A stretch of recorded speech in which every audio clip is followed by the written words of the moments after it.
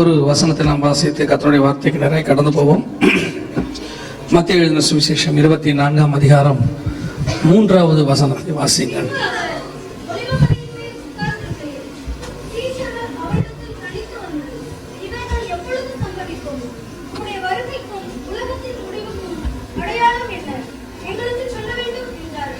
கண்களை மூடுவோம். நல்ல தகப்பனை, சர்வ வல்லமையுள்ள எங்கள் ஆண்டவரே, தர்மையான நாட்களுக்காக உமக்கு ஸ்தோத்திரம். ஒவ்வொரு நாளும் உடைய கிருபை வெளிப்பட்டபடினால் உமக்கு நன்றி ஆண்டவரே. காலையும் மாலையுமாய் நீர் எங்களோடு கூட இடைப்பட்ட தயவுக்காக உமக்கு ஸ்தோத்திரம் ஆண்டவரே. இந்த நாட்களை நாங்கள் உமக்கென்று விசேஷித்துக் கொண்டோம். நீர் அதை கனப்படுத்தினீர் ஆண்டவரே. ஒவ்வொரு நாளும் உடைய ஜனங்களோடு கூட நீர் இடைப்பட்டீர், பேசினீர் ஆண்டவரே. இந்த கடைசி நாளுக்குள்ளே நாங்கள் கடந்து வந்திருக்கிறோம். பண்டிகையின் கடைசி நாளிலே தேவனாகிய கர்த்தர் தாகமாயிருக்கிறவன் இடத்துல வரக்கடவன் என்று சொல்லி ஆண்டவரே, எருசலேமே நீர் கூப்பிட்ட அதே சத்தம் ஒரு விசை எங்களுக்கு கேட்கட்டும் ஆண்டவரே. அந்த காதைய சொனாந்தரத்தை அதிர பண்ணுகிற சத்தம் ஒரு விசை எங்களுக்கு கேட்கட்டும் ஆண்டவரே. கேதுரு மரங்களை முறிக்கிற சத்தம் ஒரு விசை எங்களுக்கு கேட்கட்டும் ஆண்டவரே. நீர் பேசும், நாங்கள் கேட்கிறோம் ஆண்டவரே. இந்த மாலை வேளையிலே கர்த்தர் தாமே இடைபடுவீராக. மகிமையுள்ள கரத்தில் எங்களை தாழ்த்துகிறோம். எங்கள் ஆண்டவர் இயேசுவின் நாமத்தில் ஒப்பு கொடுத்து ஜெபிக்கிறோம் எங்கள் ஜீவனுள்ள நல்ல பிதாவே. அல்லேலூயா, அல்லேலூயா. கடைசி நாட்களுக்கு கடந்து வந்திருக்கிறோம். நம்முடைய ஆண்டவர் நமக்கு இத்தனை நாட்களும் இந்த ஊழியத்தை நிறைவேற்றும்படி நமக்கு எல்லாவற்றையும் சாதகமாக்கி தந்தார். ஆமென். எல்லா கால நிலைகள் எல்லாவற்றிலும் கர்த்தருடைய கிருபை நம்மோடு கூட இருந்தது. அவருடைய கிருபை இல்லாமல் இது நடைபெற வாய்ப்பே கிடையாது. அல்லேலூயா. அதோடு கூட தேவனுடைய ஊழியர்களும் இதற்கு மிகுந்த பிரயாசப்பட்டார்கள், ஒத்துழைத்தார்கள். அவர்களோடு கூட சேர்ந்து அநேக சகோதரர்கள், நீங்களும் சகோதர சகோதரிகள் ஒத்துழைத்திருக்கிறீர்கள். இதற்கான பலன் அவரோடு கூட வருகிறது. அவன் கிரியைக்கு தக்கதான பலன். ஒருவேளை நீங்கள் செய்திருந்ததான காரியங்களை மனுஷர்கள் காணாவிட்டாலும் தேவன் நிச்சயமாய் கனப்படுத்த வல்லமையுள்ளவராகவே இருக்கிறார். அல்லேலூயா. நாம் கர்த்தருடைய வார்த்தைக்கு நேராக கடந்து போகிறோம். மத்தேயு எழுதின சுவிசேஷம் 24ஆம் அதிகாரத்தில் 3வது வசனத்தில் நேற்று ஒரு காரியத்தை பார்த்தோம். உம்முடைய வருகைக்கும் உலகத்தின் முடிவுக்கும் அடையாளம் என்ன, எங்களுக்கு சொல்ல வேண்டும் என்றார்கள். இயேசு கிறிஸ்துவின் வருகைக்கான 7 அடையாளங்களை 4ஆம் வசனம் முதல் 8வது வசனம் வரைக்கும் நேற்று தினத்திலே நாம் பார்த்தோம்.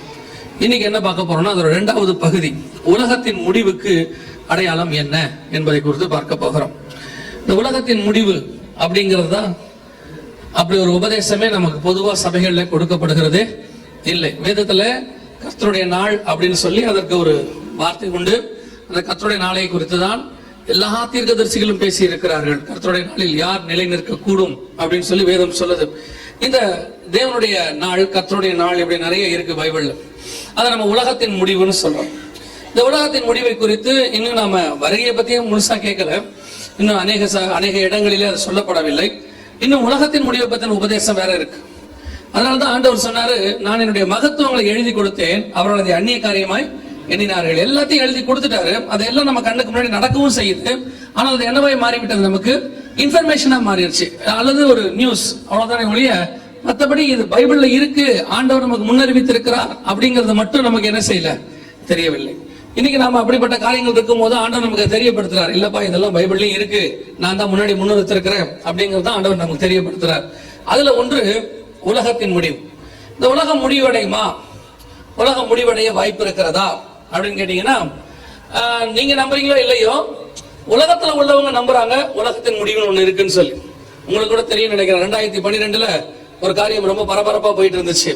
உலகம் அழிய போகுது அப்படின்னு சொல்லி ஒரு பரபரப்பா போய் ஒரு கிரகம் வந்து இன்னொரு கிரகத்தோட மோத போகுது, அந்த பூமியே இல்லாமல் போக போகுது அப்படின்லாம் சொல்றாங்க. ஆக்சுவலா இந்த உலகத்தின் முடிவுக்கும் பூமியின் முடிவுக்கும் வித்தியாசம் இருக்கு. இந்த வித்தியாசம் தெரியாததுனாலதான் நம்ம கன்ஃபியூஸ் ஆயிரும். இந்த உலகத்தின் முடிவுனா என்ன, பூமியின் முடிவுனா என்ன, ஆங்கிலத்துல வந்து எர்த் அண்ட் வேர்ல்ட் அப்படின்னு இருக்கும். Difference between earth and world, இது ரெண்டும் நமக்கு தெரியும். முதல்ல உலகம்னா என்ன, பூமினா என்ன, இது ரெண்டுத்துக்கும் வித்தியாசம் தெரிஞ்சாதான் உலகத்தின் முடிவுக்கும் பூமியின் முடிவுக்கும் நமக்கு என்ன தெரியும், வித்தியாசம் தெரியும். உலகம் பூமி அப்படின்னா என்னன்னா, ஆதியாகமத்தின் புஸ்தகம் 1ஆம் அதிகாரம், அதெல்லாம் பார்க்காதீங்க. ஆதியாகமம் 1:1 பாப்பீங்களா, அதுதான் வாசிக்க போறோம். ஆதியாகமம் 1:1 சொல்லுது, ஆதியிலே தேவன் வானத்தையும் பூமியையும் சிருஷ்டித்தார். இந்த பூமி அப்படின்னா என்ன அப்படின்னு கேட்டா, 1ஆம் அதிகாரம் 10ஆம் வசனத்துல, தண்ணீர் எல்லாம் ஒரு இடத்தில் சேர கடவுது, வெட்டாந்தரை உண்டாக கடவுது, சேர்ந்த ஜலத்திற்கு சமுத்திரம் என்று பெயரிட்டார். பண்ணிக்கணும். அப்படிதான் இருக்கு. சேர்ந்த ஜலத்திற்கு சமுத்திரம் என்று பெயரிட்டார், வெட்டாந்தரைக்கு பூமி என்று பெயரிட்டார். இந்த உருண்டை ஒரு குளோப் நாம பாக்குறோமே, அதுக்கு பேர் தான் என்னது? பூமி. அப்ப உலகம்னா என்ன அப்படின்னா, அந்த பூமியில 3ஆம் நாளிலிருந்து கர்த்தர் சிருஷ்டிப்புகளை உண்டு பண்றார். முதல் நாள் வெளிச்சம், 2வது நாள் ஆகாய விரிவு, 3வது நாள்ல மரம் செடி கொடி எல்லாவற்றையும் உண்டாக்குகிறார். 4வது நாள்ல சூரியன் சந்திரன், 5வது நாள்ல மீன்கள் பறவைகள், 6வது நாள்ல ஊரும் பிராணிகள் மிருகங்கள் மனுஷனை உண்டாக்குகிறார். இந்த படைப்புகள் இருக்கிற சிருஷ்டிப்புகள், கிரியேஷன்ஸ், அதற்கு பேர் தான் உலகம். பூமிக்கும் உலகத்துக்கும் இதான் வித்தியாசம். அந்த உருண்டைக்கு நாம இருக்கக்கூடிய குளோப், அதுக்கு பேர் தான் பூமி. அதுல இருக்கக்கூடிய ஜீவராசிகள் அல்லது கிரியேஷன்ஸ், இதுக்கு பேர் தான் உலகம். நீங்க நல்லா கவனிச்சீங்கன்னா, இயேசு கிட்ட இந்த கேள்வி மத்திய 24:3 கேட்கறாங்க, உங்களுடைய வருகைக்கும் உலகத்தின் முடிவுக்கும் அடையாளம் என்ன அப்படின்னு கேட்கறாங்க. அதுக்கு இயேசு என்ன பதில் கொடுக்கிறாரு? மத்திய 24:37 வாசிங்கள் பார்ப்போம். மத்திய 24:37. நோவாவின் காலத்தில் எப்படி நடந்ததோ அப்படியே மனுஷகுமாரன் வரும் காலத்திலும் நடக்கும். நோவாவின் காலத்தில் என்ன நடந்துச்சு? உலகம் அழிஞ்சிச்சா, பூமி அழிஞ்சிச்சா? ஒரு முடிவு வந்துட்டுமா? உலகம் தான் அழிஞ்சிச்சு, பூமி சுத்திக்கிட்டே இருந்துச்சு. இரவும் பகலும் 40 நாள் இந்த பூமி என்ன செஞ்சிச்சு? சுத்திக்கிட்டே இருந்துச்சு. உலகம் அழிந்தது, ஜீவராசிகள் எல்லாம் என்ன செய்யப்பட்டது? அழிக்கப்பட்டது. இப்ப சீஷர்கள் திருப்பி என்ன கேட்கிறாங்க? உலகத்தின் முடிவை கேட்கிறாங்க. அப்படின்னா என்ன அர்த்தம்? மீண்டும் ஒரு விசை. அதனாலதான் வேதம் சொல்லுது, இன்னும் ஒரு விசை நான் எல்லோரையும் என்ன செய்வேன்? வாரிக்கொள்வேன், சமுத்திரத்தின் மச்சங்களையும் வாரிக்கொள்வேன் ஆண்டவர் சொல்றார். இன்னும் ஒரு உலக அழிவு இருக்கு. இந்த உலக அழிவுக்கு பிறகு, அதற்கு பிறகு பூமியினுடைய அழிவு என்பது தனி, அது வேற. உதாரணமா நான் உங்களுக்கு டைம் லைன் சொல்றேன், ஈஸியா உங்களுக்கு புரியும். இப்ப வருது, இன்னைக்கு எடுத்துக்கொள்ளப்படுறோம். எடுத்துக்கொள்ளப்பட்ட பிறகு 7 வருஷம் உபத்திரவ காலம் பூமிக்கு வரும். இந்த 7 வருஷத்தின் முடிவில் அர்மேகதான் யுத்தம். அர்மேகதான் யுத்தத்தின் முடிவில் இயேசு கிறிஸ்து 1000 வருஷ அரசாட்சி. இந்த அர்மேகதான் யுத்தத்துக்கும் 1000 வருஷ அரசாட்சிக்கு நடுவில் தான் இந்த உலகத்தின் முடிவு. என்னன்னு கேட்டா, இப்ப இருக்கிற எல்லா உயிரினங்களும் அழிக்கப்பட்டு ஒரு நியூ கிளைமேட், எப்படி நோவா காலத்துக்கு முன்னாடி இருக்கிற எல்லா உயிரினங்களும் அழிக்கப்பட்டு தேவனுக்கு நீதிமான்கள் இருந்தவர்கள் மாத்திரம் வைக்கப்பட்டு ஒரு நியூ கிளைமேட், ஒரு new environment, new world order அப்படின்னு சொல்லுவாங்க, அதை ஃபார்ம் பண்ணப்பட்டு நோவா காலத்துல இருந்து வந்துச்சு. அதே மாதிரி இயேசு கிறிஸ்துவோட காலத்திலயும் 1000 வருஷ அரசாட்சி, நியூ கவர்மெண்ட், நியூ கிளைமேட் எல்லாம் மாறும், நியூ சாப்பாடு எல்லாம் மாறும், மாறி 1000 வருஷ அரசாட்சி வரும். அதற்கு பிறகு வெள்ளை சிங்காசன நியாய தீர்ப்பு, அதற்கு பிறகு நித்தியம். இதான் டைம் லைன் ஆஃப் பைபிள். இவ்வளவுதான் இருக்கு. அப்போ இந்த உலகத்தின் முடிவு என்பது என்ன? நம்ம 7 வருஷத்தின் முடிவில், அர்மேகதான் யுத்தத்தின் முடிவிலையும் இயேசுவின் 1000 வருஷ அரசாட்சிக்கு முன்னாடி நடக்கிறது பேர் தான் உலகத்தின் முடிவு. பூமியினுடைய முடிவுனா என்ன? நியாய தீர்ப்புக்கு பிறகு, வெள்ளை சிங்காசன நியாய தீர்ப்புக்கு பிறகு, 20ஆம் அதிகாரம் வெளிப்படுத்தின விசேஷத்துக்கு பிறகு நித்தியம் உண்டாகும். அந்த நித்தியத்துல அதுக்கு முன்னாடி இந்த பூமி எல்லாம் அழிக்கப்படும். பழைய வானமும் பழைய பூமியும் வாசிங்க அந்த வசனத்தை. 21ஆம் அதிகாரம் 1ஆம் வசனம் வெளிப்படுத்தின விசேஷம் வாசிங்க. புதிய வானத்தையும் புதிய பூமியையும் கண்டு முந்தின வானமும் முந்தின பூமியும் ஒழிந்து போயிற்று. அப்ப நல்லா கவனிங்க, இந்த பழைய வானமும் பழைய பூமியும் ஒழிந்து போய் புதிய வானமும் புதிய பூமியும் வரும். அதுதான் பூமியினுடைய அழிவு. அது எப்ப நடக்குது? 1000 வருஷ அரசாட்சிக்கு பிறகு, வெள்ளை சிங்காசன நியாய தீர்ப்புக்கு பிறகு அது நடக்குது. ஆனா உலகத்தின் முடிவு என்பது என்ன?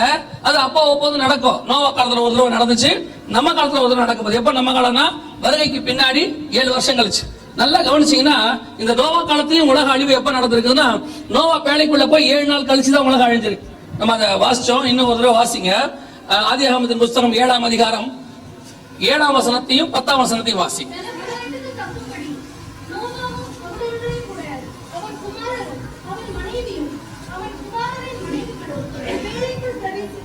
10வது வசனம். 7 நாள் சென்ற பின்பு வருகைக்கு பிறகு 7 வருஷம் கழிச்சு உலகம் அழியும், உலகம் அழிய ஆரம்பிக்கும். அதைத்தான் அங்க மாடலாக கொடுக்கப்பட்டிருக்கு, அதாவது ஒரு நிழலாட்டமா கொடுக்கப்பட்டிருக்கு. இங்க நம்ம காலத்திலையும் அதே மாதிரி நடக்க போகுது. அதனாலதான் இயேசு சொன்னாரு, நோவின் காலத்தில் எப்படி நடந்ததோ அப்படியே மனுஷகுமாரன் வரும் காலத்திலும் நடக்கும். அப்ப எல்லாமே கரெக்டா இருக்கு. இப்ப நமக்கு இந்த உலகத்தின் முடிவு நம்ம சபை எடுத்துக்கொள்ளப்படுறதோட ஆரம்பிக்கணும். 7 வருஷத்தோடு கூட முழு உலகத்தையும் கர்த்தர் பார்த்து அழிப்பார். அழிச்சு முடிச்சுட்டு கரெக்டா பாத்தீங்கன்னா 7 வருஷம் முடியும் போது இந்த சிருஷ்டிப்புகள் எல்லாம் அழிக்கப்பட்டு, அர்மேகதான் யுத்தத்தோடு அழிக்கப்பட்டு, இயேசு கிறிஸ்துவின் மூலமாக புது உலகம் ஒன்று ஃபார்ம் பண்ணப்படும். புது உலகம், புது பூமி இல்ல. 1000 வருஷ அரசாட்சி எங்க நடக்கும்? இதே பூமியில தான் நடக்கும். நீங்க கவலையப்படாதீங்க. இன்னும் வருகை இன்னைக்கு நடந்தாலும் இந்த பூமி, இப்ப இருக்கிற இந்த பூமி குறைஞ்சபட்சம் 1007 வருஷம் இருக்கும். எத்தனை வருஷம் இருக்கும்? வருகை இன்னைக்கு நடந்து நான்லாம் போயிட்டேனா கூட நீங்க எல்லாம் இருந்து பாருங்க. என்ன யோசிக்கிறீங்க? நல்லா தானே பேசிட்டு இருந்தா அப்படிங்கிறீங்களா? இல்லை நீங்களாம் ரொம்ப டென்ஷனாக பார்த்துட்டு இருந்த மாதிரி இருந்துச்சு. நீ மட்டும் போறதுக்காக நாங்களாம் வந்து உட்காந்துருக்கோம் அப்படிங்கிறீங்களா? நம்ம எல்லாரும் தான் போகணும். நம்ம போயிட்டோம்னா கூட 1007 வருஷத்துக்கு இந்த பூமி என்ன செய்யும்? கண்டிப்பா இருக்கும். 7 வருஷம் உபத்திரவ காலமா இங்கேதான், இயேசுடைய 1000 வருஷ அரசாட்சியும் இங்கேதான். அதனால இந்த பூமி இன்னைக்கு நாளைக்கு அழியும் மட்டும் தயவு செஞ்சு யாரும் என்ன செய்ய வேண்டாம், நினைக்க வேண்டாம். இப்பதான் கொஞ்சம் இதயத்துல உங்களுக்கு சந்தோஷம் வருது, அப்படிதானே? நீ இந்த 7 நாள் இப்பதான் ஒரு நல்ல வார்த்தை பேசி இருக்கிற, அப்படியா? ஏன்னா இடம் வாங்கி போட்டுருக்கிறோமே, ஊர்லயும் இங்கேயுமா வந்து இடம் வாங்கி போட்டுருக்கோம். நீ வேற பூமி அழியும் அதுன்ற அப்படின்றீங்களா? சரி, வச்சிருக்கிறவங்க இருங்க, ஒன்னும் பிரச்சனை இல்ல. ஆக்சுவலா இதுதான் டைம் லைன் பைபிள்ல. இப்ப நாம என்ன பார்க்க போறோம்னா உலகத்தின் முடிவு. ஏன்னா இயேசுவின் வருகையோட அந்த உலகத்தின் முடிவு ஆரம்பிச்சு பார்த்து அழியும். உங்களுக்கு தெரியும் நினைக்கிறேன்.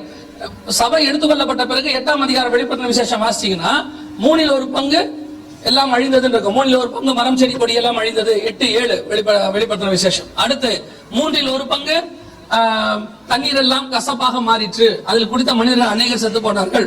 3 1 பங்கு சமுத்திரத்தில் உள்ள எல்லாம் ஆண்டு போயின. சூரியனிலும் சந்திரனிலும் நட்சத்திரங்களிலும் 3 1 பங்கு ஒளி கொடுக்காமல் போயிற்று. எல்லாம் 1/3 அழிஞ்சுக்கிட்டே வரும். அப்படியே பாட்பாட்டா அழிஞ்சு 7 வருஷம் முடியும் போது பாத்தீங்கன்னா எதுவுமே இருக்காது. சூரியனும் இருக்காது, சந்திரனும் இருக்காது, எல்லாம் கடைசியா காலி ஆயிடும். 21ஆம் அதிகாரம் வெளிப்படுத்தின விசேஷம் நீங்க வாசிங்கன்னா சூரியனும் சந்திரனும் இல்லாமையே போயிருச்சுன்னு பைபிள் சொல்லும். 24 22 23 24 25 வசனங்கள் வாசிச்சீங்கன்னா நகரத்திற்கு வெளிச்சம் கொடுக்க அங்கே சூரியனும் சந்திரனும் வேண்டுவதில்லை, ஆட்டுக்குட்டியானவரே அதற்கு விளக்கு அப்படின்னு இருக்கு. அப்ப நல்லா தெரிஞ்சுக்கொள்ளுங்க, ஆண்டவர் பாட்டு அழிக்க போறார். இந்த அழிவு எப்ப ஆரம்பிக்கும்னா வருகைக்கு அடுத்து ஆரம்பிக்கும். வருகைக்கு பிறகு இந்த 7 வருஷம் உபத்திரவத்துல. ஏன்னா நீங்க நிறைய பேர் என்ன சொல்றாங்கன்னா, வருகையில போறவங்க போகட்டும், நீங்க கவலைப்படாதீங்க, அதெல்லாம் வந்து கோழைகள், நாம இருந்து அந்தி கிறிஸ்துவ என்ன செய்வோம், சண்டை போடுவோம், ரத்த சாட்சியா மறிப்போம்லாம் கூப்பிடுறாங்க. இருக்கிறவங்க இருங்க, ஒன்னும் பிரச்சனை இல்ல. ஆனா எனக்கு என்னவோ அது அந்த உபதேசம் சரின்னு படல. ஏன் அப்படின்னு கேட்டீங்கன்னா, ரத்த சாட்சியை மறிக்கிறது யூதர்களுக்கு நியமிக்கப்பட்டிருக்கிறது. ஏன்னா அவங்க தான் ஏற்கனவே இந்த ரத்த சாட்சியாக அந்தி கிறிஸ்துவை ஏற்கனவே பார்த்தவர்கள். அவர் அவங்களுக்கு தான் நியமிக்கப்பட்டிருக்கு. உங்களுக்கு எனக்கு ஆண்டவர் நல்லபடியா சபையோட வருகையில் எடுத்துக்கொள்ளப்படுவதற்கு என்ன வச்சிருக்கிறாரு, வாய்ப்பு வச்சிருக்கிறாரு. நல்லா அழகா ஃபர்ஸ்ட் கிளாஸ்ல போறதை விட்டுட்டு நம்ம ஏன் உட்காந்து அன்ரிசர்வ் கம்பார்ட்மெண்ட்ல போவாங்க? அப்படி இருந்துதான் வருவேன்னா வாங்க, ஒன்னும் பிரச்சனை இல்லை. நாம யாரையுமே தடுக்க முடியாது. பாருங்களேன், கன்னியாகுமரி பக்கத்துல ஊழியத்துக்கு போயிருந்தோம், இரணியலுங்கிற பகுதியில. அப்போ அந்த கூட்டங்கள் நடைபெறும் போது ஒரு 2 செஷன், முதல் செஷன் முடிஞ்ச உடனே அங்க ஒரு 7 8 பிரதர்ஸ் இருப்பாங்க. நல்லா ஸ்டவுட்டா இருந்தாங்க, 6 அடி, நல்லா அகலம், நல்லா அதெல்லாம் சும்மா சொல்லக்கூடாது, நல்லா இருந்தாங்க. அப்ப அவங்க வந்து என்ன கேட்டாங்க, பாஸ்டர் நாங்க உங்களுக்கு ஒரு கிஃப்ட் கொடுக்க விரும்புறோம். நாங்க ரொம்ப சந்தோஷம், கிஃப்ட் எல்லாம் கொடுக்குறாங்கன்னா வேணாம் போமா, நம்ம கிஃப்ட் கொடுக்குறோம்னா ஓகே ரைட்டு, இந்த கூட்டம் முடிஞ்சவொடனே நம்ம பேசுவோமா? நாங்க பேசி கொடுப்பாங்க போல, பெரிய கிஃப்டா இருக்கும் போல அப்படின்னு நினைச்சிட்டு கூட்டம் முடிஞ்சவொடனே 2வது செஷன் முடிஞ்சவொடனே கேட்டாங்க, பாஸ்டர் நாங்க வந்து அந்தி கிறிஸ்து ஆட்சியில ரத்த சாட்சியா மறிக்கிறதுக்கு எங்களை ஒப்பு கொடுத்துருக்குறோம் அப்படின்னாங்க. ஐயோ அப்படியா அப்படின்னு கேட்டேன். ஆமா, சரி இப்ப நீங்க எங்கிட்ட என்ன விஷயம் அப்படின்னு, உங்களுக்கு இந்த அந்தி கிறிஸ்துவை பத்தி நல்லா தெரிந்து பாருங்க. சரி, நீங்க எங்க கூட இருந்தீங்கன்னா எங்களுக்கு ரொம்ப பிரோஜனமாக இருக்கும். இரணியல நடந்த சம்பவம் அது. எனக்கு கிஃப்ட் எல்லாம் மாறியே போச்சு.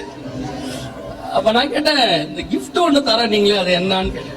அதான் ரத்த சாட்சியா மறிக்கிறது எவ்வளவு பெரிய ஆசீர்வாதம். நான் சொன்னேன், உங்களுக்கு அடி வாங்கிறதுக்கு உடம்பு இருக்கு, நீங்க வாங்கலாம், என்னால வாங்க முடியாது, சரியா? நான் போறேன், நீங்க பின்னாடி பொறுமையா வாங்க அப்படின்னு. எதுக்கு சொல்றேன்னா, அப்படி ஒரு கூட்டம் வேர்ல்டு ஃபுல்லா இருக்கு. இன்னைக்கு உலகம் முழுவதும் ரத்த சாட்சியா மறிக்கிறதுக்கு ஒரு கூட்டம் தயாராகிட்டு இருக்கு. நாம வருகையில போறதுக்கு தயாராகும். அவங்க வேலையை அவங்க பார்க்கட்டும், நம்ம வேலையை நம்ம பார்ப்போம். அல்லேலூயா. சபைக்கு நியமிக்கப்பட்டது வருகை தான். மனவாட்டியா ஆண்டவர் அழைத்து கொண்டு போகத்தான் விரும்புகிறார். மனவாட்டியா ஆண்டவர் வந்து ஒப்படைக்க விரும்பல. உன்னத பாட்டு 5ஆம் அதிகாரத்தை தெளிவா வாசிக்கிறோம். வாசப்படி கதவை தட்டுற ஆண்டவர் கூட்டிட்டு போகத்தான் விரும்புறாரு. அப்படி வராத மனவாட்டி தான் காவலர்கள் பிடிச்சு அடிக்கிறாங்க, உதைக்கிறாங்கன்னு இருக்கு. அதனால உபத்திரவ காலம் என்பது வருகைக்கு பின்னாடி தான் நடக்கும். அந்த வருகைக்கான ஆசீர்வாதத்தை கர்த்தர் நமக்கு இப்பொழுதே வைத்திருக்கிறார். அல்லேலூயா. நாம் கடைசி காலத்துக்குரிய மக்களாக இருக்கிறோம். இந்த உலகத்தின் முடிவு, வருகைக்கு பின்னாடி நடக்க போகிற உலகத்தின் முடிவு, அதுக்கான அடையாளங்கள் என்ன? ஏன்னா சீஷர்கள் கேட்கிறாங்க பாருங்க, 3ஆம் வசனத்துல, வருகைக்கு உலகத்தின் முடிவுக்கும் அடையாளம் என்னன்னு கேட்கிறாங்க. அப்ப அந்த வருகைக்கான, அந்த உலகத்தின் முடிவுக்கான அடையாளம் என்ன அப்படிங்கறத நாம இன்னைக்கு பார்க்க போகிறோம். இந்த உலகத்தின் முடிவுக்கான நாளுக்கு ஒரு வார்த்தை ஒண்ணு இருக்கு, வாசிங்க. 2 பேதுரு புஸ்தகம் 3ஆம் அதிகாரம், 2 பேதுரு புஸ்தகம் 3ஆம் அதிகாரம் 11வது வசனம் வாசிங்க. 9 வாசிங்க. இல்ல மன்னிக்கணுமா, 2 பேதுரு வாசிக்கிறீங்க, ஒரு நிமிஷம். 1 பேதுரு புஸ்தகம் 3ஆம் அதிகாரம் 1 பேதுரு புஸ்தகம் 3ஆம் அதிகாரமா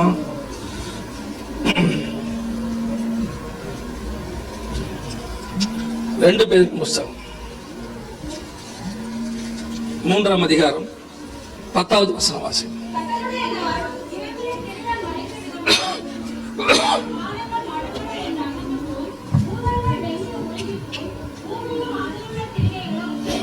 இந்த 10வது வசனம் பாருங்க. கர்த்தருடைய நாள் இரவிலே திருடன் வருகிற விதமாய் வரும். அப்பொழுது வானங்கள் மடமடவென்று அகன்று போம், பூதங்கள் வெந்து உருகி போம், பூமியும் அதில் உள்ள கிரியைகளும் எரிந்து அழிந்து போகும். இந்த கர்த்தருடைய நாள்னு ஒண்ணு இருக்கு. 12வது வசனத்துல தேவனுடைய நாள்னு இருக்கு. இந்த கர்த்தருடைய நாளுக்கும் தேவனுடைய நாளுக்கும் வித்தியாசம் இருக்கு. என்ன வித்தியாசம் இருக்குன்னா, ஆதியாகமம் 1:1 முதல் 2:4 வரைக்கும் பாத்தீங்கன்னா இந்த கர்த்தருங்கிற பதம் யூஸ் பண்ணவே மாட்டாங்க. வெறும் தேவன் தேவன் தான் வரும்.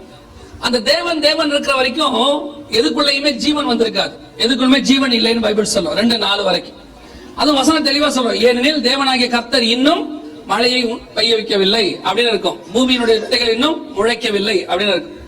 எப்போ அந்த தேவனாகிய கர்த்தருங்கிற வேர்டு வருதோ அப்பதான் ஜீவன் வரும் எல்லாத்துக்குள்ளேயும். தேவனாகிய கர்த்தர் ஜீவ சுவாசத்தை ஊதினார்னு இருக்கும். இந்த தேவனுடைய நாளுக்கும் கர்த்தருடைய நாளுக்கும் வித்தியாசம் இருக்கு. தேவனுடைய நாள் எல்லாவற்றும் சிருஷ்டிக்கப்பட்டது. கர்த்தருடைய நாள் எல்லாத்துக்குள்ளும் ஜீவன் வந்தது. எல்லாத்தையும் ஆண்டவர் படைச்சாரு. அந்த கர்த்தர் அப்படிங்கிற கவர்னன்ஸ், என்ன சொல்றாங்க, ஆளுமை தன்மை அப்படின்னு சொல்லுவாங்க. அது ஒரு ஆளுமை தன்மை. அது வரும்போதுதான் எல்லாத்துக்குள்ள என்ன வந்துச்சு, ஜீவன் வந்தது. இந்த கர்த்தருடைய நாளுக்கும் தேவனுடைய நாளுக்கும் என்ன வித்தியாசம்? கர்த்தருடைய நாள் அன்னைக்கு இந்த சிருஷ்டிப்புகள் எல்லாம் அழிக்கப்படும், மீண்டும் உண்டாகும். தேவனுடைய நாள் என்பது பூமியே அழிந்து போகும். கரெக்டா அந்த தேவனுடைய நாள் வசனம் இருக்கு பாருங்க. தேவனுடைய நாள் சீக்கிரமாய் வரும்படிக்கு மிகுந்த ஆவலுடைய காத்திருங்கள். அந்த நாளில் வானங்கள் வெந்து அழிந்து பூதங்கள் இருந்து உருகி போகும். அவருடைய வாக்கு தத்தத்தின்படியே நீதி வாசமாய் இருக்கும் புதிய வானங்களும் புதிய பூமியும் உண்டாகும் என்று காத்திருக்கிறோம். இது புதிய வானம் புதிய பூமி. கர்த்தருடைய நாள் என்பது பூமியில் உள்ள கிரியைகள் அழிந்து போகும். அது சிருஷ்டிப்புடைய அழிவு. அதுதான் நம்ம கர்த்தருடைய நாள் சொல்றோம். அதுதான் உலகத்தின் முடிவு. 3:12 பூமியினுடைய முடிவு. இன்னைக்கு நம்ம பார்க்க போறது கர்த்தருடைய நாள், அதாவது சிருஷ்டிப்புடைய அழிவு. நோவா காலத்த மாதிரியே ஒரு தடவை கர்த்தருடைய வருகைக்கு பின்னால் இந்த பூமியில் நடைபெறும் என்று வேதம் சொல்லுகிறது. ஆண்டவர் சொன்ன அந்த அழிவுக்கான அடையாளங்கள் ஏறக்குறைய நிறைய அடையாளங்கள் இருக்கு. அதுல மிக முக்கியமானது 7 அடையாளங்கள். அந்த அடையாளங்கள் நம்முடைய காலத்துல நம் கண்களுக்கு முன்பாக நிறைவேறி கொண்டிருக்கிறது. எப்படி நிறைவேறுது அப்படிங்கறத நாம இன்னைக்கு பார்க்க போகிறோம். வாசிங்க. அந்த அடையாளங்கள் நான் வரிசையா உங்களுக்கு சொல்லிடுறேன் முதல்ல.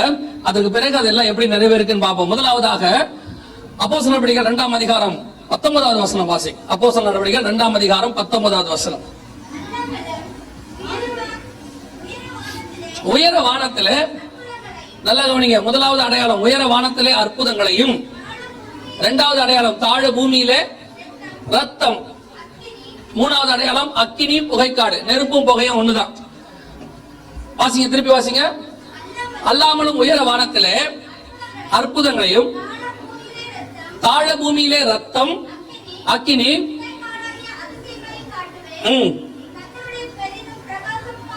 கர்த்தருடைய பெரிதும் பிரகாசமான நாள் வரும் முன்னே சூரியன் இருளாகவும். இதான் மொத்தம் 5 அடையாளம் அங்க இருக்கு. முதலாவதாக உயர வானத்திலே அற்புதமான காரியங்கள் தோன்றும். அவனுக்கு என்னடா ஒரு 10 நிமிஷம் முடிச்சிருக்கேன். அவனும் பொறுத்து பாக்குறான், இந்தாலே பேசிட்டு இருக்கிறாரு தனியா அப்படின்னு.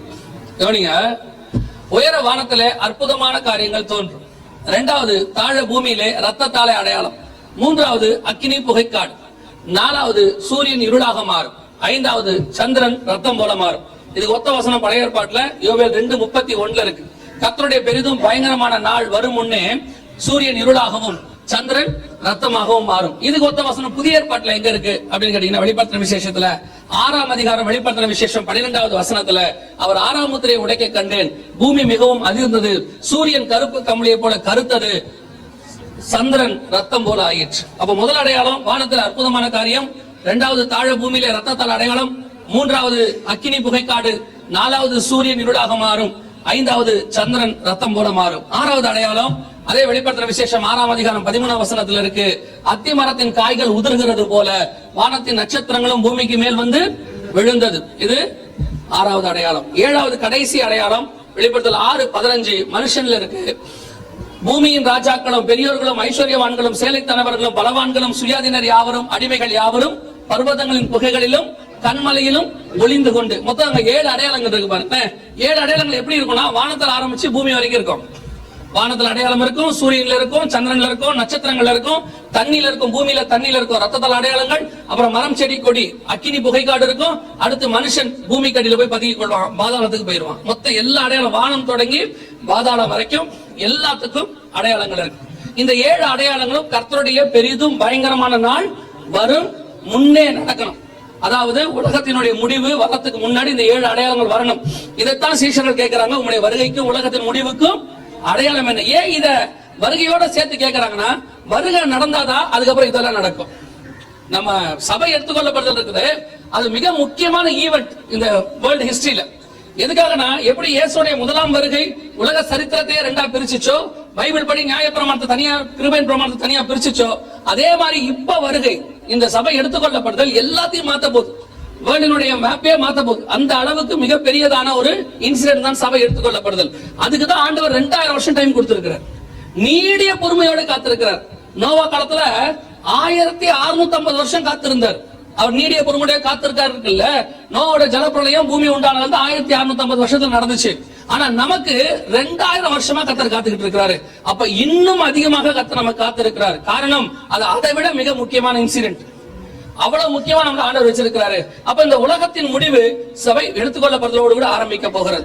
இந்த 7 அடையாளங்களும் எப்படி நம் கண்களுக்கு முன்பாக நிறைவேறி கொண்டிருக்கிறது, அது எப்படி வேதத்தோட ஒத்து போகுது அப்படிங்கறத நாம இன்னைக்கு பார்க்க போகிறோம். முதலாவது, உயர வானத்துல அற்புதமான காரியங்கள் தோன்றும். இது சமீபத்தில் எருசலேமில் வந்தது.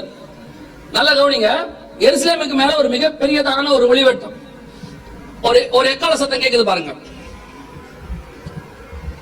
ஒரு மிகப்பெரியதான ஒரு ஒளிவட்டம். அதுலயும் பெரிய விசேஷம் என்னன்னா, எல்லா மேகங்களும் அதுக்குள்ள போய் ஜாயின் ஆகும். அப்படியே எல்லாம் உள்ள வந்து ஜாயின் ஆகும் போது ஒரு எக்கால சத்தம் 2018 எருசலேமுக்கு மேல கேட்டுச்சு. இந்த மாதிரி முழுக்க எருசலேம் முழுக்க இது கேட்டுச்சு. நம்ம எல்லாருக்கும் தெரியும், எருசலேம் என்பது கடைசி கால அடையாளங்களில் மைய புள்ளி. அங்கதான் கடைசி கால அடையாளங்களே தொடங்கும். இது எருசலேமுக்கு மேல வந்தது. மிகப்பெரியதான எருசலேம் நகரத்தையே சுத்தி ஒரு ஒளிவட்டம். அது உள்ளதான எல்லா மேகங்களும் சேரும் போது ஒரு மிகப்பெரிய எக்கால சத்தம் ஒன்று எருசலேமுக்கு மேல கேட்டுச்சு. இந்த எக்கால சத்தத்தை குறித்து ரபிமார்கள் என்ன சொல்றாங்க அப்படின்னு சொன்னா, ஒரு ரபியினுடைய கருத்து நான் உங்களுக்கு சொல்றது, அவர் சொன்னது சொல்றேன். மொத்தம் இஸ்ரவேலர்களுக்கு முக்கியமாக 4 வகையான எக்காலங்கள் இருக்கு. அவர் சொல்றது 4 வகையான எக்காலங்கள் இருக்கு. ஒவ்வொன்றும் ஒவ்வொரு அக்கேஷன்ல ஊதுவாங்க. அதாவது பாளையம் புறப்படும் போது, ராணுவத்துக்கு புறப்படும் போது அவர்கள் என்ன செய்வாங்க, ஒரு எக்காலம் ஊதுவாங்க. எக்கால பண்டிகைக்கு என்ன செய்வாங்க, ஒரு விதமா எக்காலம் ஊதுவாங்க. வருகையின் போது ஒரு எக்காலம் ஊதும். 1 கொரிந்தியர் 15:51 1 தெசலோனிக்கேயர் 4:16 வாசிக்கிறோம், கடைசி எக்காலம் தொனிக்கும் போது அப்படின்னு இருக்கு. அப்படியே பல வகையான எக்காலம் இருக்கு. அதுல அந்த வருகையின் போது ஊதுற எக்காலத்துக்கு வந்து ஒரு ஸ்பெஷாலிட்டி இருக்கு. என்னன்னு சொன்னீங்கன்னா, அட்ட ஸ்டெச்ல ஊதுவாங்க. 45 செகண்ட் வரைக்கும் ஊதுவாங்க. அப்படியே அந்த எக்காலம் மூச்சு விடாம ஊதுவாங்க. மத்த எக்காலத்துக்கு ஊடுறதுக்கும் அதுக்கும் வித்தியாசம் இருக்கு. அப்படியே அந்த ஒரு நிமிஷத்துக்குள்ள ஓடி முதிச்சுருவாங்க.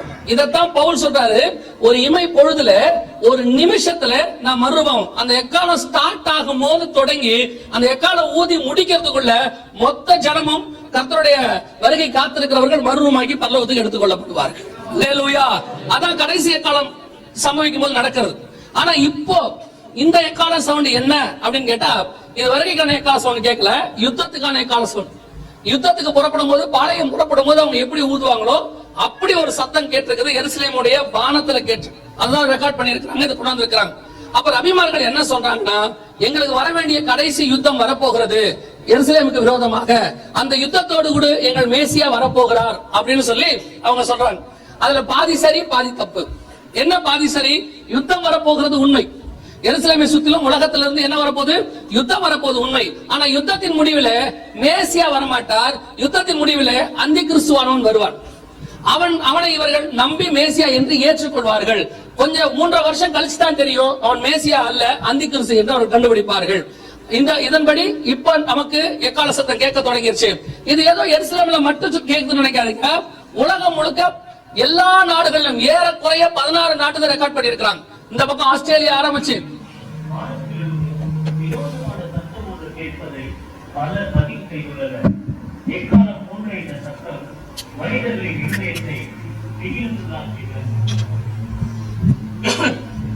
இது ஆஸ்திரேலியால.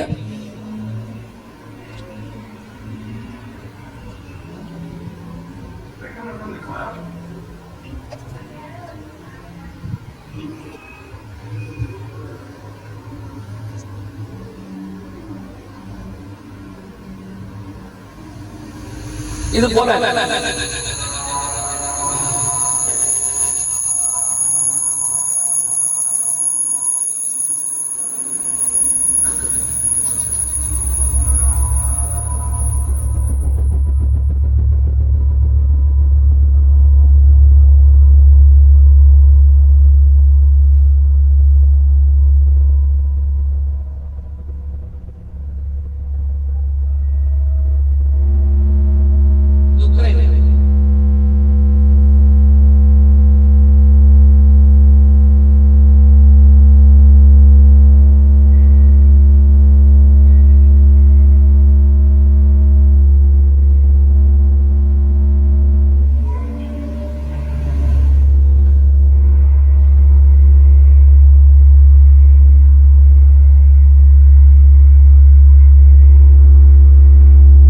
ஹங்கேரியில இந்த மாதிரி எல்லா நாட்டிலும் கேட்டுச்சு. இந்த பக்கம் ஆஸ்திரேலியால இருந்து அந்த பக்கம் யுஎஸ் வரைக்கும், மலேசியா வரைக்கும், சராசவாங்கிற பகுதி வரைக்கும் எல்லா பகுதியிலும் இது கேட்டுச்சு.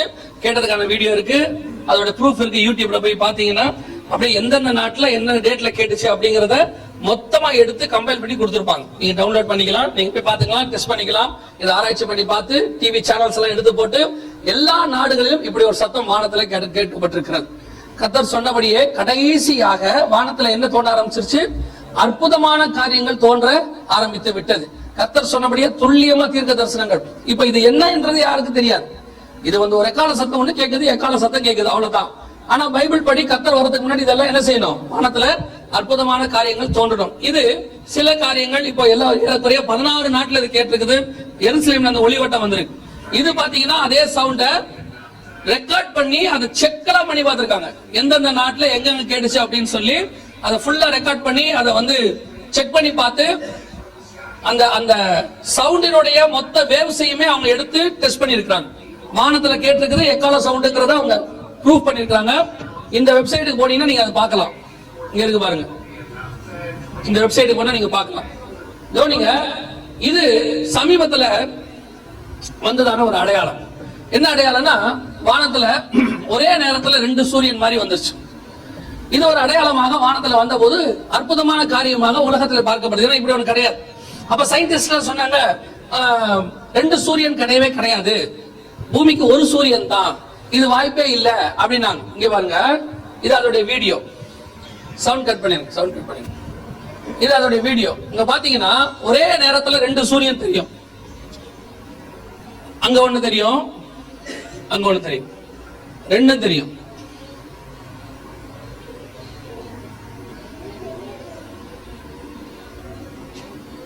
ஒரே நேரத்துல வானத்துல இப்படி ஒரு காரியம் தோன்றுச்சு. இது ஒரு பெரிய பரபரப்பு.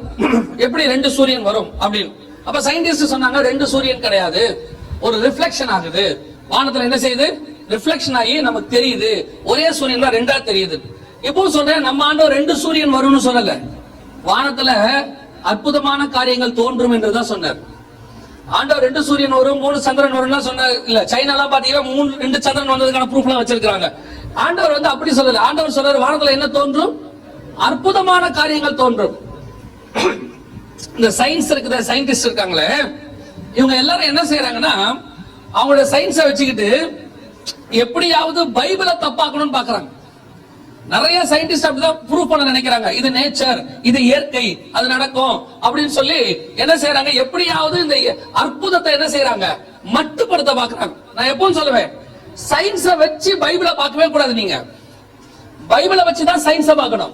ஏன்னா எது முன்னாடி வந்துச்சோ அதை வச்சுதான் பின்னாடி பார்க்கணும். சயின்ஸ் முன்னாடி வரல, ஆண்டவர் தான் முன்னாடி வந்தாரு. ஆண்டவர் வந்ததுக்கு அப்புறம் தான் சயின்ஸ் வந்துச்சு. சயின்ஸ் மாறும், ஆண்டவர் மாற மாட்டார். இன்னைக்கு சயின்ஸ்ல ஒண்ணு சொல்லுவா, நாளைக்கு இல்லம்பா.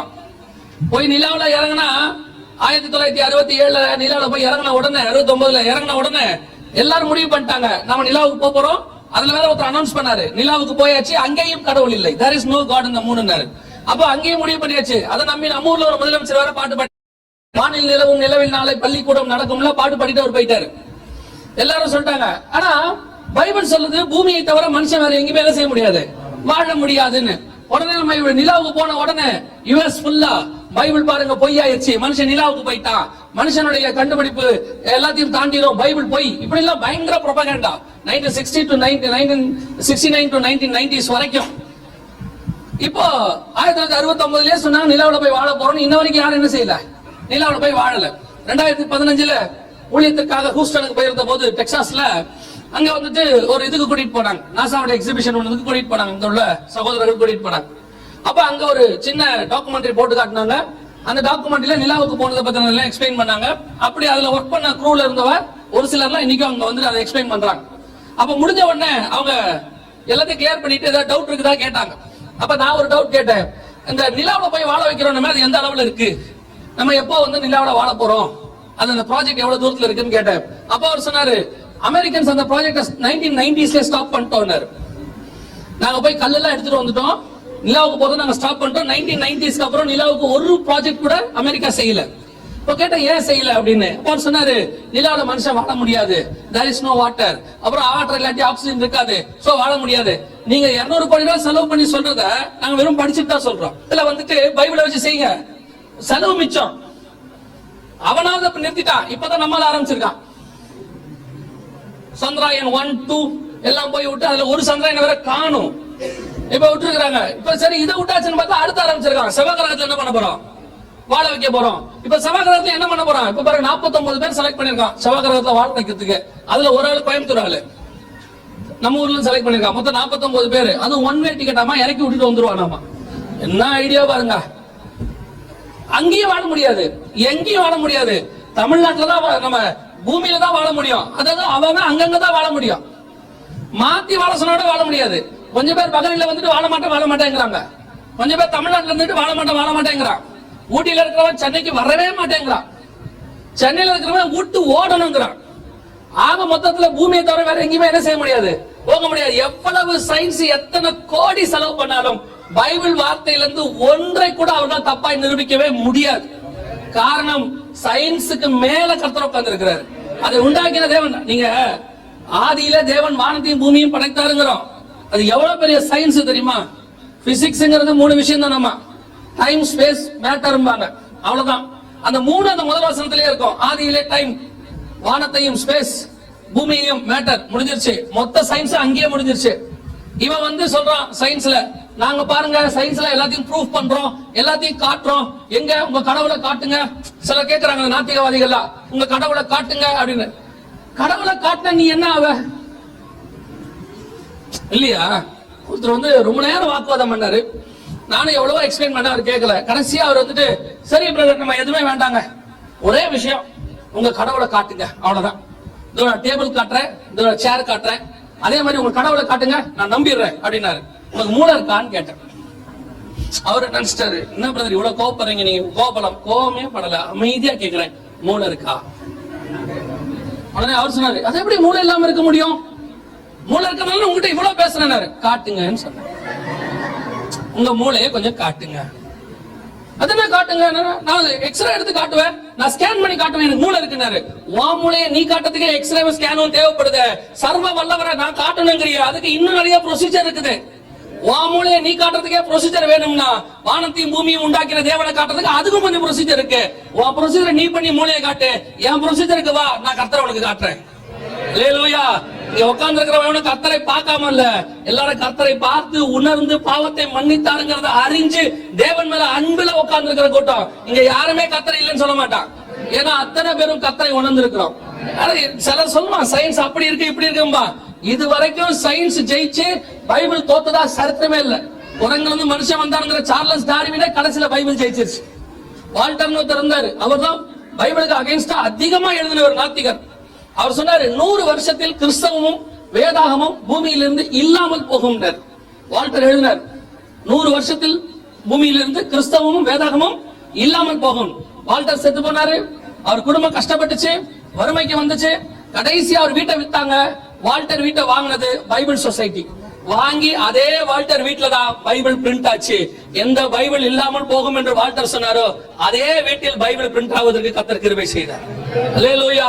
அதனால தேவன் என்றைக்கும் வல்லமை உள்ள தேவன் தான். சயின்ஸ் ரெண்டாவது தான். அந்த நமக்கு வந்துருச்சுனாலே சயின்டிபிக்கலா நீங்க காட பார்க்கலாம். நீங்க சயின்ஸ் முன்னாடி வச்சு காட பின்னாடி பாத்தீங்கன்னா கண்டுபிடிக்க முடியாது.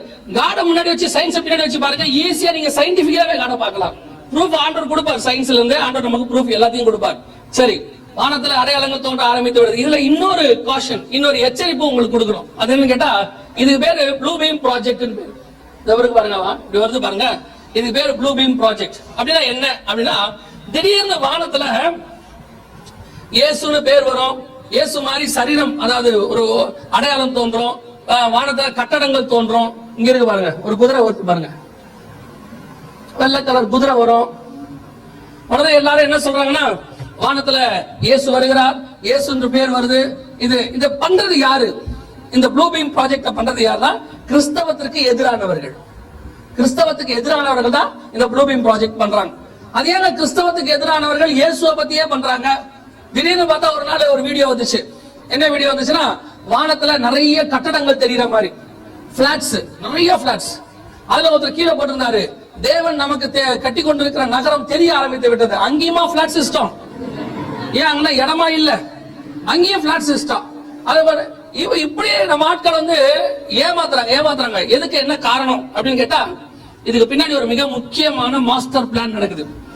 என்னது அப்படின்னா, திடீர்னு ஒரு நாள் உங்களுக்கு அனௌன்ஸ் பண்ணுவாங்க. என்ன அனௌன்ஸ் பண்ணுவாங்க? வானத்திலே கை போல் ஒன்று தோன்றினது, ஜனங்கள் எல்லாரும் மேல மறுரூபமாகி இது பாருங்க, ஜனங்க எப்படி நம்புறாங்க பாருங்க. வானத்துல ஜீசஸ்னு வருதுன்னு சொல்லி, இது பேரு ப்ளூ பீம் ப்ராஜெக்ட் அப்படின்னு பேரு. வருது அப்படின்னு சொல்றாங்க. வானத்துல கை போல தோன்றினது, எல்லாரும் போய் மறைகிறாங்க. மறைஞ்சு எல்லாரும் காணாமல் போறாங்க. கர்த்தருடைய நாள் வருகை வந்து விட்டது. கிறிஸ்தவர்கள் எதிர்பார்த்த வருகை என்ன செஞ்சிருச்சு? வந்துருச்சுன்னு அனௌன்ஸ் பண்ணுவாங்க. வீடியோ எல்லாம் வரும் பாத்தீங்கன்னா, அப்படியே போய் எல்லாரும் வானத்துல மறைவாங்க. நிறைய பேர் காணாம போவாங்க. ஏன் இயேசு மாதிரி கரம் தோன்றும், இயேசு மாதிரி முகம் தோன்றும். இப்படி நடந்த உடனே என்ன ஆகும் கேட்டீங்கன்னா, இது ஒரு ஃபேக் நியூஸ். உண்மையில அப்படி நடக்கவே நடக்காது. அப்படி ஃபேக் நியூஸ் நடந்த உடனே ஒரு கூட்டம் என்ன செய்யும்? ஹார்ட் வீக்கா இருக்கிறவங்க என்ன ஆகும்? சிலருக்கு மேசிவ் அட்டாக் வரும், சிலர் பயப்படுவான், சிலர் சூசைட் பண்ணிப்பான். ஏன்னு சொன்னா, ஒரு 15 வருஷத்துக்கு முன்னாடி ஜெர்மனில ஒரு ஊழியக்காரர் என்ன பண்ணாரு, இயேசு இன்னைக்கு வர போகிறார், நம்மளை அழைச்சிட்டு போறான்னு சொல்லி ஏறக்குறைய 3000-4000 பேர் ஒன்றா கூடி ஒரு இடத்துல ஜோம் பண்ணாங்க, ஒரு ஃபேக்டரிக்குள்ள. அவர் சாயங்காலம் வரைக்கும் ஜோம் பண்ணாங்க. இயேசு வரல, ஏன்னா இயேசு வரேன்னு சொல்லல அன்னைக்கு. கடைசியில் அவர் என்ன சொல்லிட்டாருன்னா, நாம ஃபேக்டரிக்குள்ள இருந்து ஜோம் பண்ணதுனால இயேசு நம்மளை பார்க்கல, விட்டுட்டாரு. ஆனா நாம விடக்கூடாது, தொடர்ந்து போய் அவரை பிடிக்கணும்னு சொல்லி எல்லாரையுமே ஃபியூயல் ஊத்தி எரிச்சிட்டான். 4000 பேர் எரிஞ்சு உள்ள இருந்து அந்த புகை வரும்போதுதான் வெளியிருந்து கண்டுபிடிச்சாங்க, உள்ளுக்குள்ள ஒரு அசம்பாவிதம் நடந்துச்சு. அந்த ஃபயர் என்ஜின்காரங்க வந்து அணைச்சு எல்லாம் பாக்கிறதுக்குள்ள பெரும்பான்மையானவர்கள் கறிக்கட்டை ஆயிட்டாங்க. இதோட நோக்கம் என்னன்னா, இயேசு வராருன்னு சொல்லி ஜனங்களுக்குள்ள இப்ப என்ன ஆயிடுச்சு, வருகையில கைவிடப்பட்டா நாம சர்வாதிகார ஆட்சிக்கு போகணும், மிகப்பெரிய ஆபத்தை சந்திக்கணும்னு சொல்லி ஒரு பயம் இருக்கு. நான் அதான் திருப்பி சொல்லுவேன், எதுக்கு பயப்படணும்? பயப்பட வேண்டிய அவசியமே இதுக்கு இல்ல. யார் பயப்படுவா? வருகையில கைவிடப்பட்டா அப்படிங்கிறவன் தான் பயப்படுவான். நான் தேவனுக்கு முன்பாக ஒழுக்கமுள்ளவன், நான் தேவனுக்கு முன்பாக பரிசுத்தமாயும் விசுவாசமாயும் இருந்தால் நமக்கு அந்த பயம் வருவதற்கு வாய்ப்பே இல்ல. தேவன் என்னை கண்டிப்பா கொண்டு போவாருங்கிற நிச்சயம் இருக்கிறவன் எதுக்கு பயப்படணும்? அவன் சொல்லுவான், வருகை வரல, ஏன் வருகை வந்தா நான் கண்டிப்பா போவேன். அந்த நிச்சயம் நமக்கு வரணும். அப்படி வருமானு கேட்டீங்கன்னா வரும். எலியா பாருங்க, எடுத்துக்கொள்ளப்படும் போது அவர் அழகா சொல்லிட்டு போறாரு, இன்று நான் எடுத்துக்கொள்ளப்பட போகிறேன். அவர் போறது யாருக்கு தெரியுது? அவருக்கு நல்ல கான்பிடென்டா தெரியுது பாருங்க. அடுத்து அவர் எடுத்துக்கொள்ளப்படுறது யாருக்கு தெரியுது? எலிசாவுக்கு தெரியுது. எலிசா கிட்ட கேக்குறாங்க, இன்று உங்களுடைய எஜமான் எடுத்துக்கொள்ளப்பட போகிறாரு. அவன் சொல்றான், எனக்கு தெரியும், நீங்கள் சும்மா இருங்க. அவர் போறது மத்தது யாருக்கு தெரியுது? அந்த ஊர்ல இருக்கிற தீர்க்கதரிசி புத்திரர்கள் எல்லாம் தெரியுது. எல்லாரும் சொல்றாங்க, எலியா இன்னைக்கு என்ன செய்யறாரு? பரலோகத்துக்கு போறாரு. பாருங்க, ஊருக்கு போற மாதிரி இருக்கு எலியா பரலோகத்துக்கு போறது. அழகா சொல்லிட்டு போறாரு, இன்னைக்கு நான் என்ன செய்ய போறேன்? அதுதான் ஜீவியம், கிறிஸ்தவ ஜீவியம்.